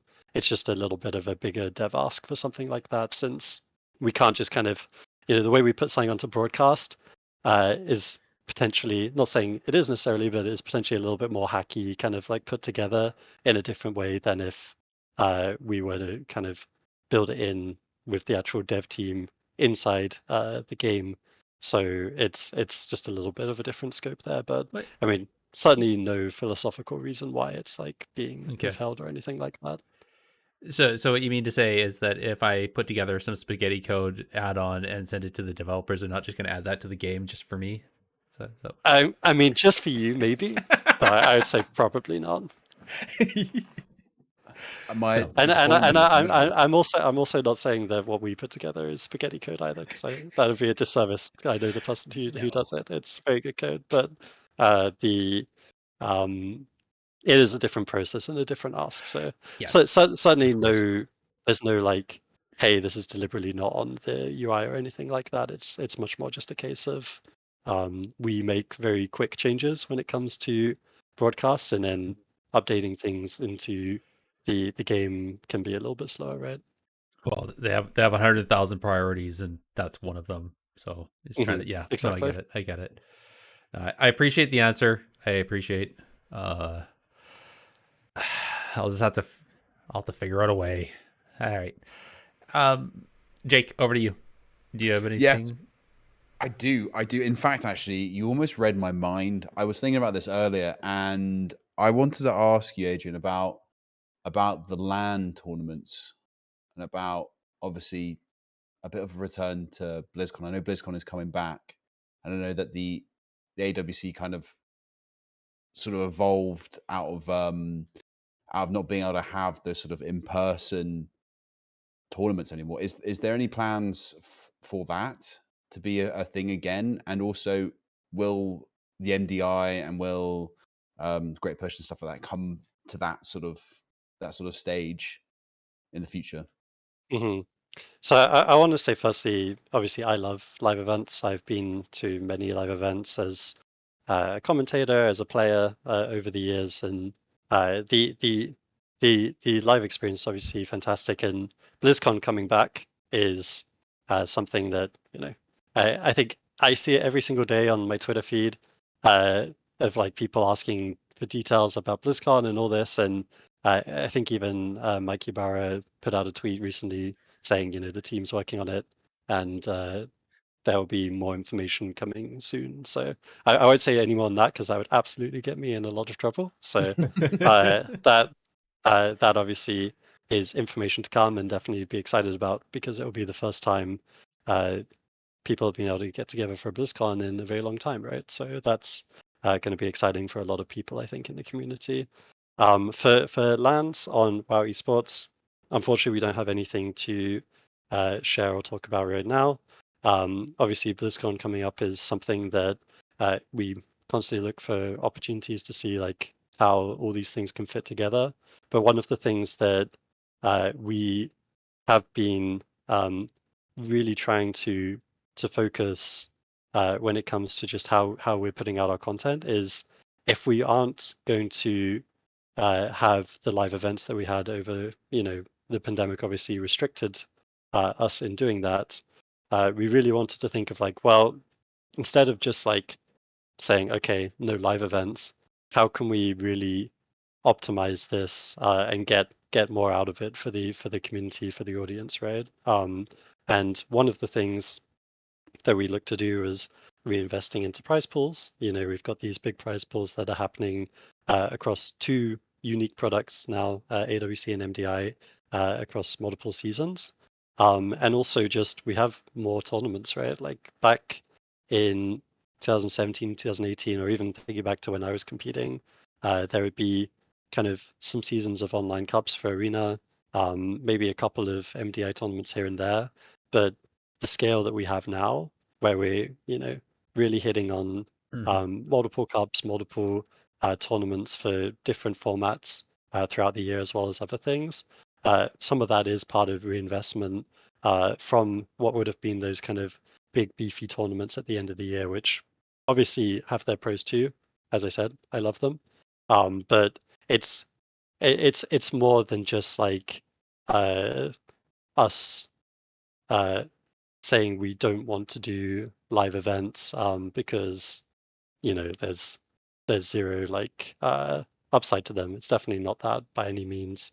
It's something that we look and evaluate, but there are also other uh, pieces of content that are able to come out because of the way we have our flexibility set up right now, which are also really valued by the community. So I definitely not saying that it wouldn't happen again in future. BlizzCon is something that's coming up that obviously people are very excited about and has a huge live component to it. But there's nothing further than that that I can talk about right now for WoW Esports. That's Okay. totally fair enough. Totally fair enough. I mean, like, I guess we're just hoping, praying that something might slip out. But no, I'm kidding. No. But I think it's just something that is always on everyone's mind, isn't it? Hmm. Especially when you love WoW and esports and just PvP in general. You kind of, I sometimes find myself going back and watching the old BlizzCon finals and everything, and there's a certain level of hype, and I'd obviously love to come to America and see that in person one day. So there's definitely a sort of bit of wishful thinking on that front. But you're 100% correct that the flexibility that we have now is incredible, and that actually, when you think about it, we'd see BlizzCon, and as you said, like there was some online tournaments, but there weren't as much of the scope that you're doing now. And it would be okay, everyone's looking forward to this one event, whereas now we've got all these different events that we can look forward to, and we don't have to go anywhere to actually enjoy them. Mhm. Mhm. Yeah, and I do want to say again, like the vision you said, and like the hon- honestly, like one of the biggest values of a live event is when a team wins, seeing them like run up and grab. We've had different versions of it. The trophies were the most recent one at BlizzCon. I remember when we did the European regional finals in Kiev, actually in 2016. I want to say there was a Doomhammer. That was the prize there, and I think Mimpoike was the person who ended up lifting that one, if memory serves me correct. And like Correct. those moments of like seeing people, cheering, holding up their trophy, confetti, all of that, like that is the iconic moment in a live event for the audience, right? So like those kind of aspirational moments are not lost on me, at least. Like having been there, and I mean, to be honest, like I might not even be in this field of work if it wasn't for how epic BlizzCon was when I was there the first time, right? So these moments can be life changing. The value is definitely there. Just unfortunately, nothing to share on it, particularly right now for us. That's okay. I mean, we just need it, the Overwatch League just to vacate and leave Burbank Studios and give you all that funding money, and you're good to go, right? So Yeah, absolutely.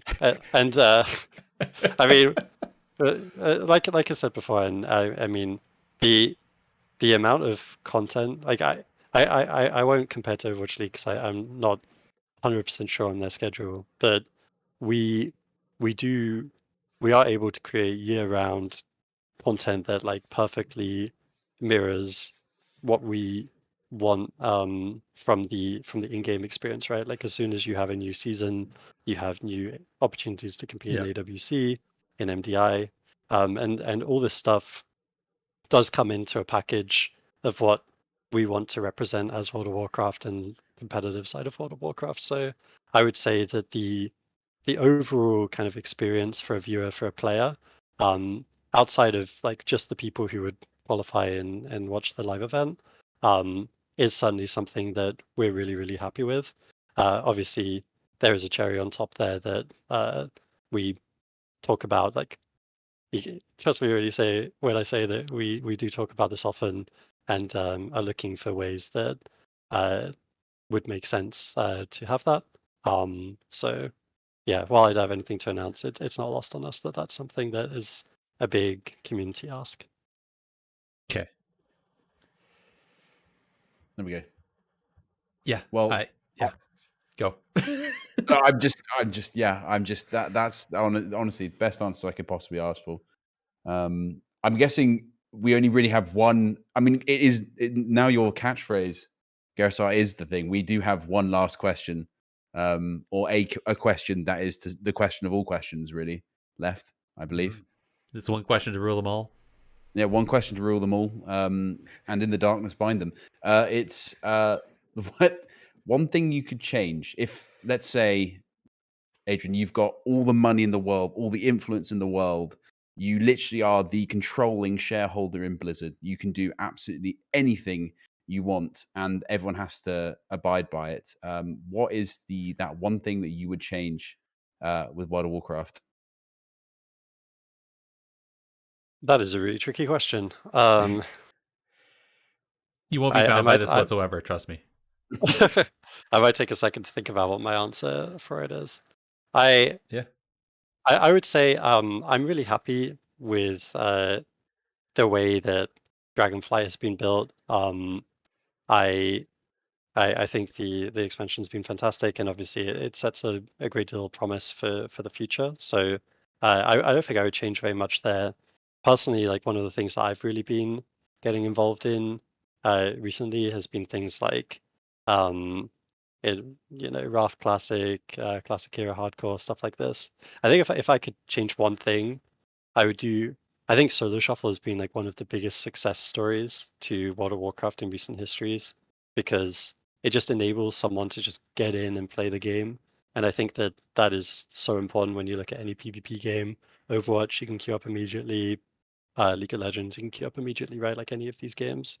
So I would probably bring like Solo Shuffle to Classic or something like that. I think that would be really, really cool. I get that that's not the flashy, like if you had millions and millions of dollars, what would you change answer. But I think if I could choose like a really nice quality of life thing that would bring more stuff into the game, that would probably be the one I choose. I really like that idea. I think that's a great idea. It doesn't have to be, the Yeah. most amount. I mean, it's the fact that you've got the influence to do that in the first place anyway is, I think, answers the question perfectly. So you don't have to spend all the money. But I think that sounds awesome. I know that lots of people would probably love that in Rough Classic, and be Yeah. able to do a solo shuffle, or at least solo queue of some kind, and queue it up. Because I definitely think once you start playing a class or spec that actually does quite well in the meta, you have a bit more fun on solo shuffle, Hmm. rather than breaking desks and screen. And there's definitely like a certain level of angst and anxiety, and maybe a little bit of anger that comes with playing by yourself. There's certainly a lot of people more willing to blame others nowadays, perhaps from a certain game mode. But it's I think it'd be definitely fun to see how the classic community kind of roll with that. Mm. I worry about people's mental health. Just I, I, saying. th- I think I think that like in any solo queue game, like you can just like a team game, you can get frustrated, right? Like I've for sure had experiences like that across multiple games. But Exactly. I also just think that like having the game be accessible, that anyone can just like queue up and play, uh, Yeah. is is super super important. And I think that Dragonflight's done a really good job with that. Which I mean, you can you're a prime example, right? Like you see Demo Warlocks performing really well. You swapped over, and now you're popping off, right? And it was not.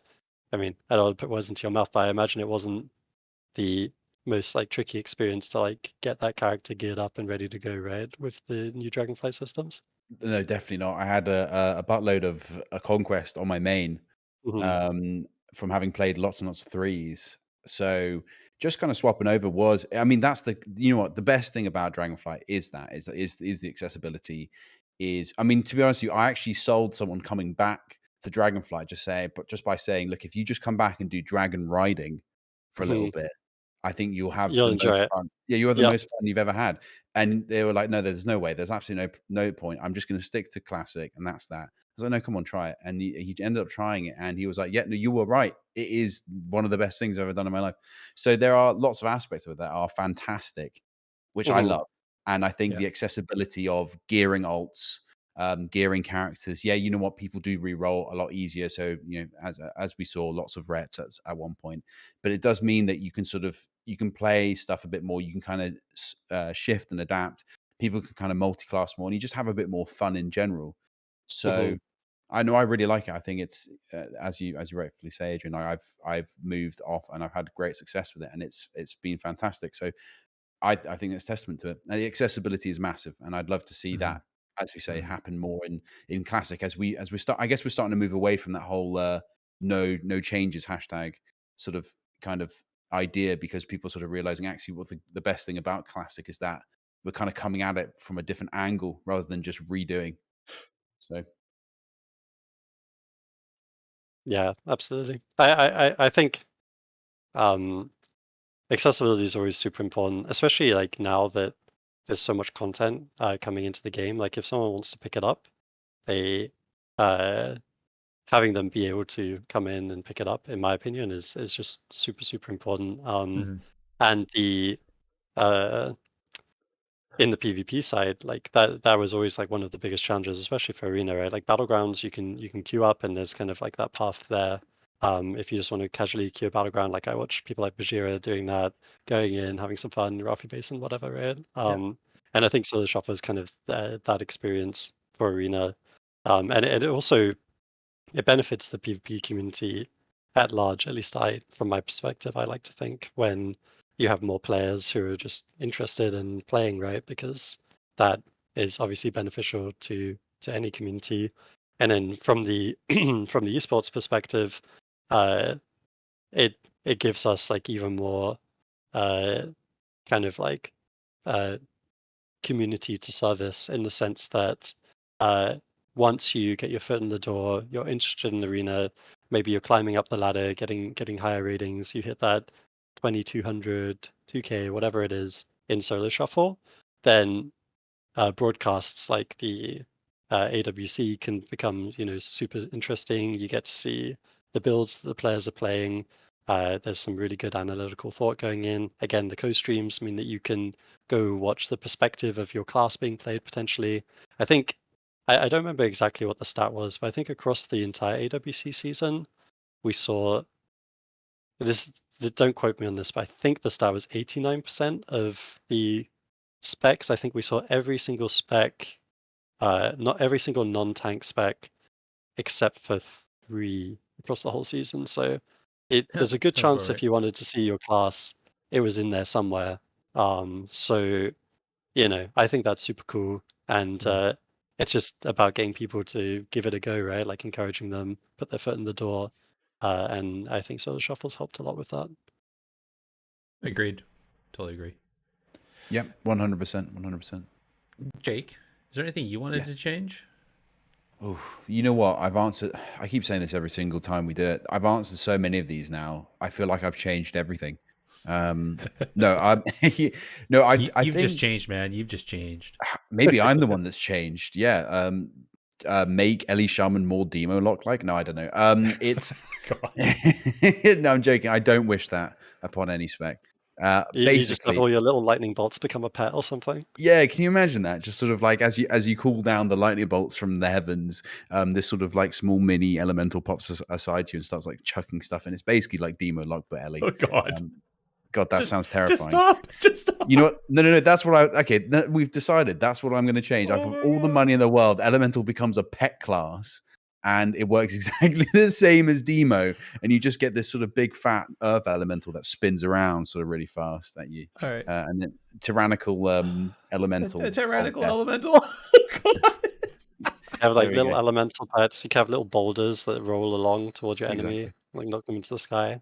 Can be Exactly. so much potential. Oh Exactly. my God. Oh my God. This is What's the mythic plus affix? The tornadoes. thundering. I mean, no, storming. Thundering. Storming. Storming. Yeah. Yeah. Like you could have that, and they just go and like circle your opponent. That would be great. Yeah. So if you want to pass this on, Adrian, to the dev team, I feel like we could, I'm writing it down. I'm writing it all down. Write it down. This is Yeah. great. Get that notepad out. I think this is genius right here. Hate mail goes to @TreeSapJake on Twitter. Yes. I'm right. sorry, my shaman Okay. brethren. I'm just gonna throw my one in before we move on to the PvP events, and I think it's been enough time. I want to see crowdsourcing of crowdfunded prize pools again, without the jankiness that we saw before. Pure and simple. Let us players help support the professional players that we enjoy watching. That's it. I hope that would happen. All right. Let's do the WoW PvP events. Adrian, I gotta check quickly, time check, because we're coming up quickly to almost 2 hours broadcast. I think you have a little bit of time left. Do you want to bounce here, or do you want to stick around for a little bit longer? I'm good to stick around for a little bit longer. Okay, just making sure. All right, let's do the events and move on. Get in there and fight! Stop hiding! All right, WoW PvP events. Couple things still on the books, up and coming. So we are talking about the hardcore PvP or dungeon speedruns. So there's the World Tour Circuit 4, which is going to start on the 29th of April. And then there's the World Tour Grand Final on the June 13th. This is the hardcore all-stars. So we talked last broadcast about this event, and how I understand it. I'm a little late understanding what was going on here, but it seems like a bunch of teams started off and were doing different dungeons at speed runs, and then as they went, and if somebody died, then literally they deleted their player, so their team just fell apart right there. So it's now down to like a very small pool of teams, and they're still going. They're running these dungeons as fast as they can and not dying, which is absolutely commendable. So I highly recommend. I'm gonna watch this. I'll try to tweet some more information. But I think so. The April 29th one is happening this weekend. I'll have a link for that in the show notes for the Twitch link where I believe it's being broadcast. But I don't have a lot of information, so I can't really speak too much on that. There's the Mythic Keystone Builders Tournament from Radar.io in community, or along with the Oasis community. That's happening this weekend again, the 28th to the 30th of April. The time trials just ended, and so the top 12 teams are about to be announced, or they look like they were announced. Again, link in the show notes. The Break the Meta is ongoing right now, so go on the Radar.io if you want to do that. If you have a spec that meets the criteria, you can take your shot at it and participate in that, and there's some continuous broadcasts happening on that as well, as people are streaming and they're rebroadcasting that. The DXB Wrath of the Lich King Arena Tournament. This is only on the EU. This is the 12th to the 13th of May. And I believe, how much was it? This was several thousand euros, if I remember correctly. Yeah, 10,000 euro prize pool. So, kudos to them. And so that's going to be broadcasted over on Twitch. Again, I think I retweeted the link. I think Adrian, I think you guys retweeted that link. I think that's how I saw about that on the WOW Esports. So thank you for doing that, by the way. And then we already talked about the upcoming the Blizzard events, again, to be announced. Rifle those pretty quick. Any of those, which one are you more interested in? What if you had a chance to sit? Which one would you put on your calendar to watch? Jake, I'm gonna ask you first. I think it'd have to be the sort of Wrath of the Lich King Arena tournament. I'm definitely, I have a soft spot for that. I definitely have really enjoyed playing Wrath, especially as, to be honest with you, it's weirdly enough, I'm mostly PvE in Wrath, but I really enjoy watching it. I think it's a really fun play style. I think what I've enjoyed the most is the fact that Elemental actually is really strong in the meta and therefore has a lot of play time. So it's really interesting to watch that. So I'd be definitely keen to watch that one on the 12th to the 13th. All right. I think that'd be pretty cool. I'm actually really interested about the Keystone Builders, because that's not your typical teams. There's going to be some up and comers in that, so I'm really looking forward to that one. Adrian, anything you're gonna put on the calendar to watch? Anything you're gonna make sure is on the TV? I'm not gonna pick a favorite here, because I think there's so much very unique stuff going on. I must admit, I did enjoy watching the Pro-Am event a couple of weekends ago, and then Eva's ended this past weekend. So it's nice to see very different takes on community events. I think that's part of the magic of community events, is that they can stand out and be different to some of the other shows that we put on, right? So it's always fun to watch them. Totally agree. And that's why we like to shout these out, is to make sure that people are aware of them. Just on that, those are only the events that I'm aware of happening in the near future. If, again, anybody who's listening knows of something we didn't talk about, or if you're just thinking we're going to miss it, make sure we know about something. Drop on the Discord, tweet it to us, whatever. Happy to share it out there. In the meantime, we'll talk about the news. All right. Who ordered up an extra large can of whoop ass? All right. Thanks, Millhouse. So, news, you just mentioned, Adrian, the Pro-Am tournament, which is actually primarily a fundraiser. So they actually, who I think is the real winners, over $56,000 raised. It's absolutely amazing. And quick congrats to Bagel Brethren for taking first place on that. Again, there it is. Winky and Cargos, they're the ones that do the hardcore dungeon speed runs.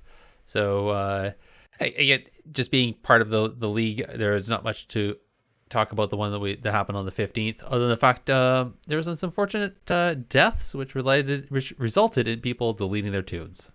So Oh no. yeah, a little sad. You say unfortunate, I say entertaining.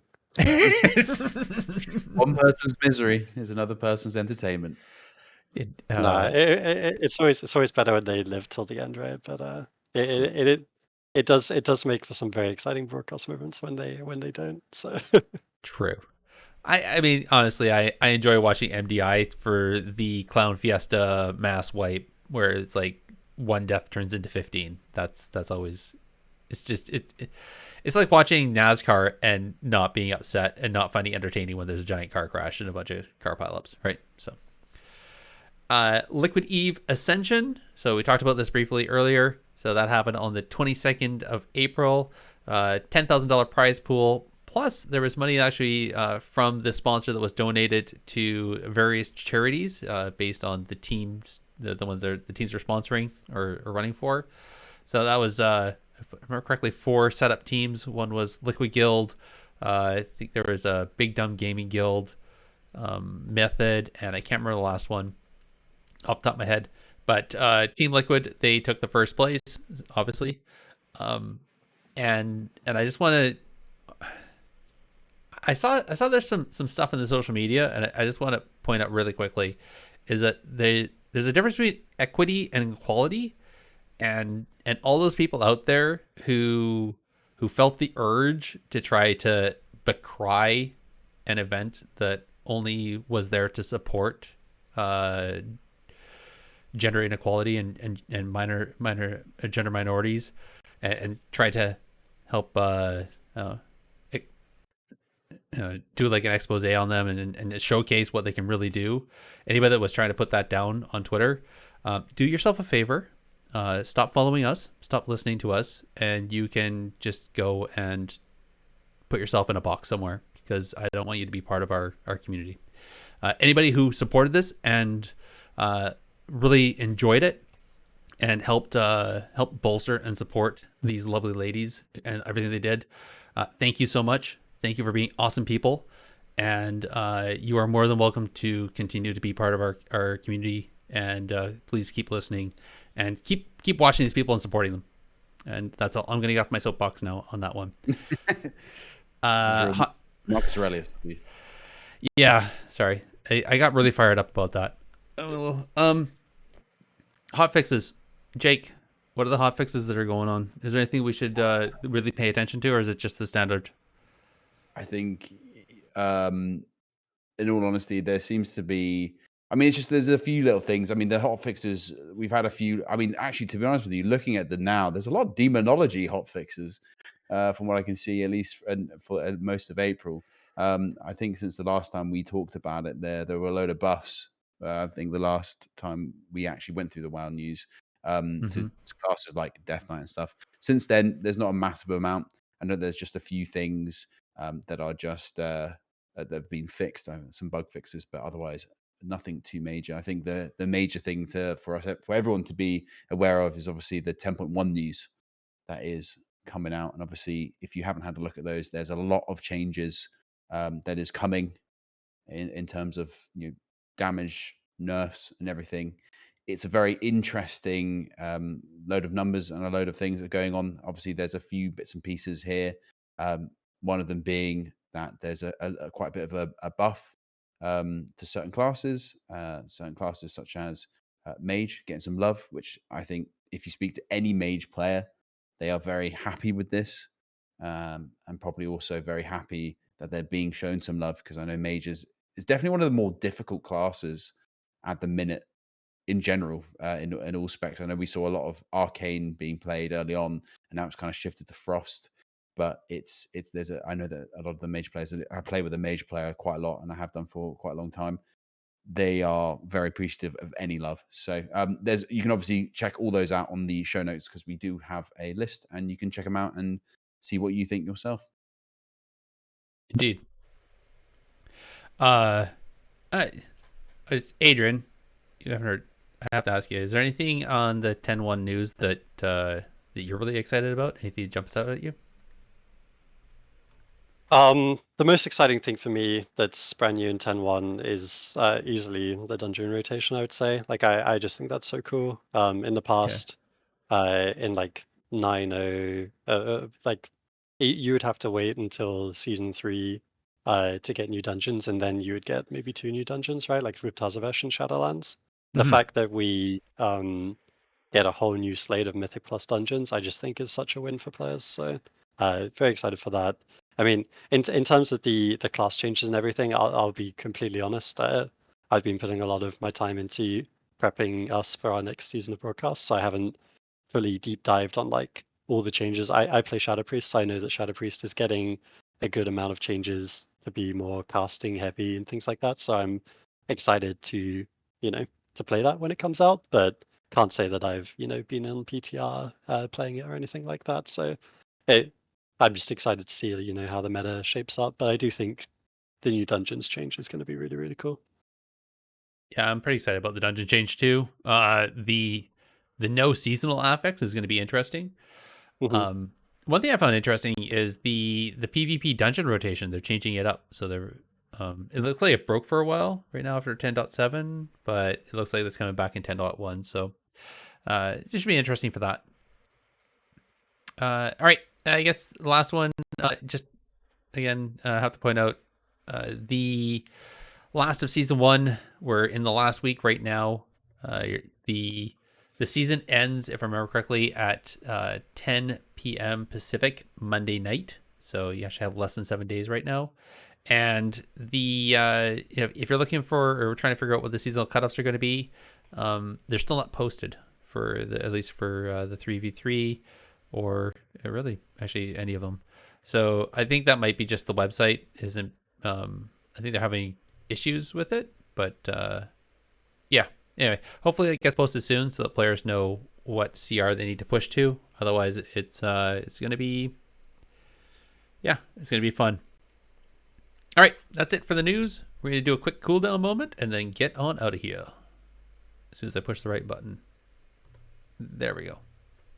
Nope. There it is. It's impressive.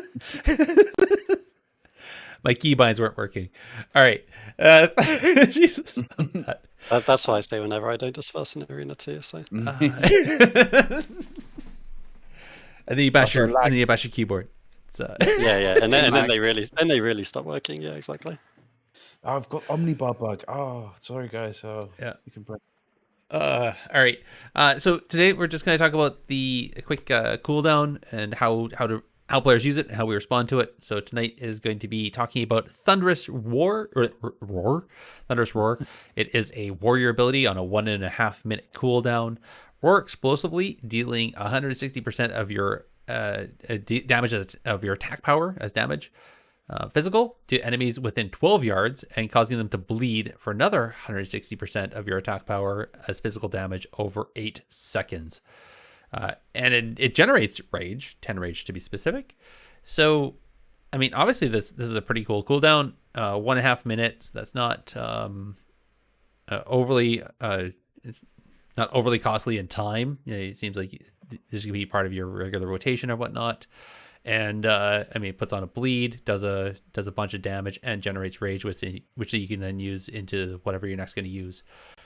I'm just kind of curious because I actually don't know.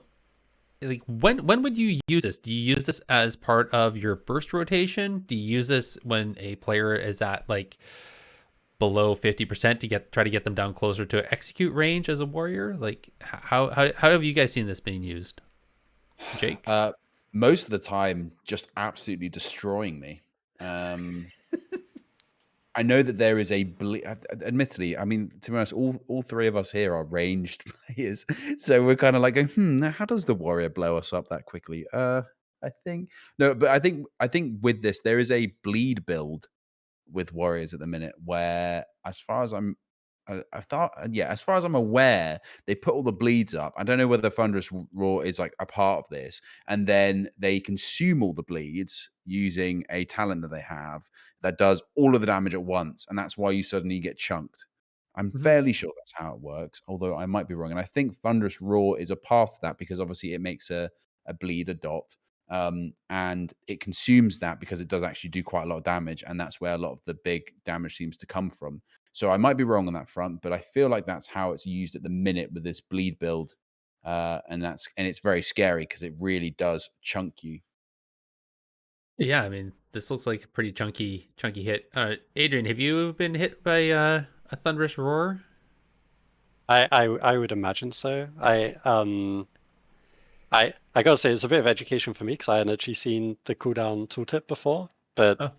Similar to what was just mentioned by Jake. Normally a warrior, like in solo shuffle, a warrior will leap and charge me, and then put a spear around me, and then go very big and very red, and hit me really hard. So I imagine that this is part of that. Yeah, it probably And is. Yeah. I can say that, yeah, I've definitely been chunked pretty hard by that combo. So if this is part of that combo, then I would definitely put it on Omnibar and be scared of it. Yeah. I think that's what like if I was using this, I would probably just have this as part of my specific rotation, especially on my burst, right? Just another button to push just to add more bleeds, add more damage, add more whatever. All right, so I guess question then, if you're getting bursted on, I guess this is just okay. You see a bunch of stuff pop up, you're probably just your Shadow Priest, you're going to be hitting disperse immediately, or you're going to be doing something to mitigate this immediately. Are you worried about the minute and a half cooldown? Is that like an immediate wall every time, I guess, or is this something else?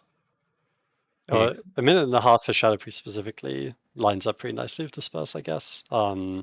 I don't know, when I play solo shuffle, that's been the main kind of PvP I've done this season, and the strat I always do with melees is I try and pull them behind pillars out of their healer's range. So if I could, I would probably try hold on to my Disperse as best as possible, so I could, get them behind a pillar, maybe use some CC on them or something like that to get them to keep chasing me into awkward spots. But if you're dying, you're dying. You got to press your button, right?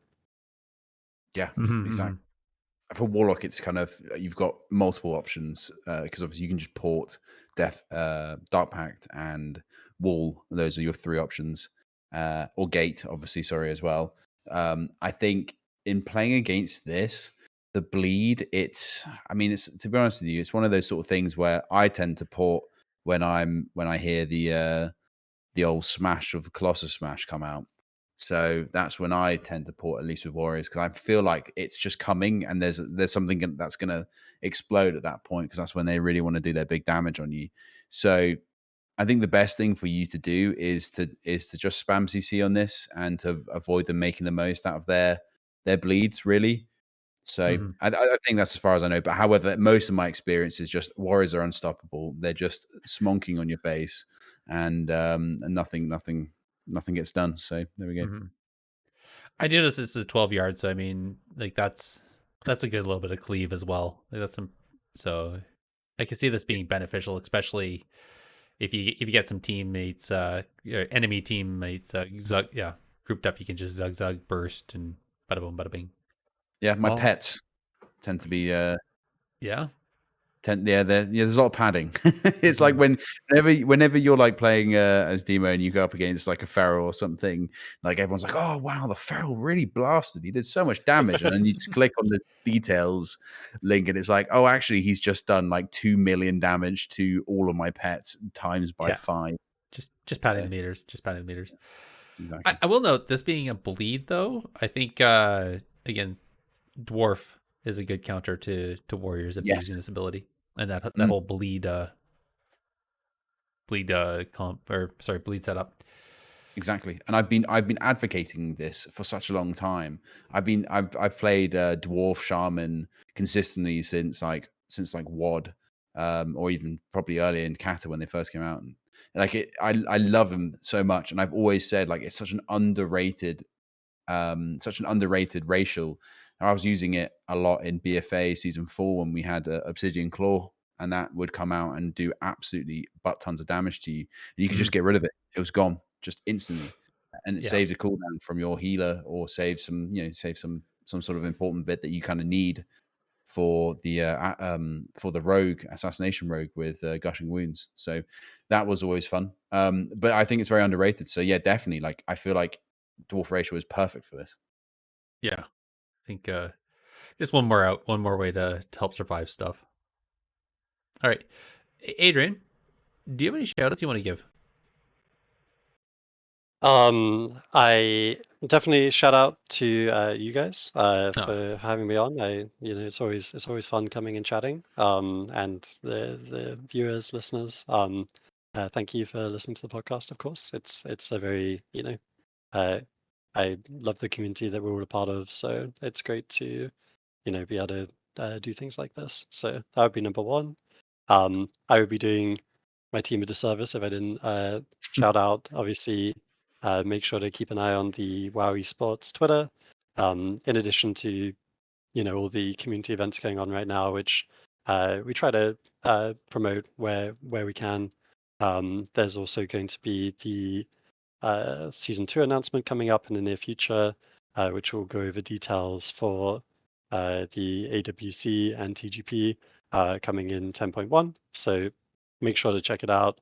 And then obviously I hope everyone has a lot of fun in patch 10.1. It's coming out next week. We've got the Race to World First that I'm sure will be a smash hit as always the week after. So lots to do, lots of broadcasts, lots of gameplay. Should be a lot of fun. And then if you want to find me specifically, my Twitter is @Healingstat. Most of my stuff is retweeting other things that a lot of which we talked about today. But if you wanna find me, that's where I am as well. thanks, Adrian. Jake. Okay. Oh, you know what? Actually, I'm also going to shout out your team, Adrian, because I think they've done such a fantastic job. I'm a massive fan of innovation and hard work, and just kind of like the community can be rough sometimes, especially you're on Twitter. You've seen how many people at Warcraft devs, at different people, like you can feel like a pressure that comes out from that. And I think out of everything, the WoW Esports team has really kind of just leveled up. Just throughout my time, sort of getting closer and closer with PvP, closer and closer with just observing the broadcast more than I used to. I think it's just wonderful. So I think you guys have done a really fantastic job. So that's my shout out, and so I'm going to utilize that to really kind of draw attention to it. Thank you.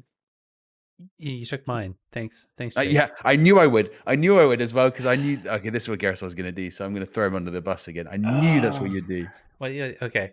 I'm actually okay. I'm gonna shout out directly to Healingstat for joining us, but also your PR team. They're great folks, just keeping us in the loop when stuff is being announced and whatnot. So really appreciate it, and the whole team. Just back to what you were saying. The amount of content that's been coming out of the WoW team has just been amazing.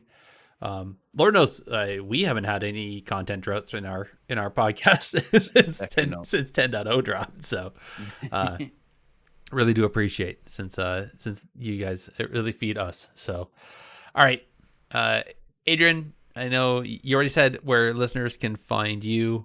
Is there anywhere else you kind of lurk? Reddit, on the official forums, OnlyFans. Is there anywhere else we can find you?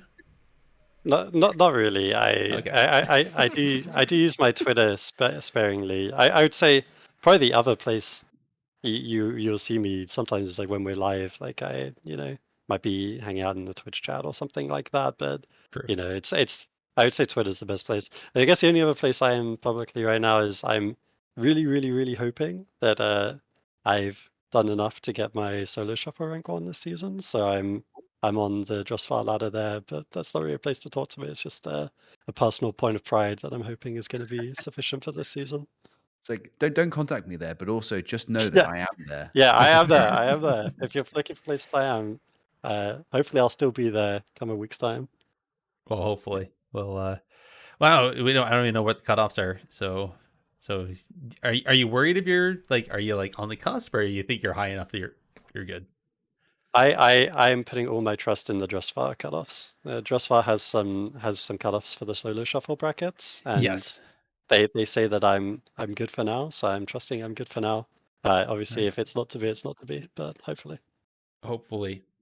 All right, Jake, why don't you tell everybody where they can find us?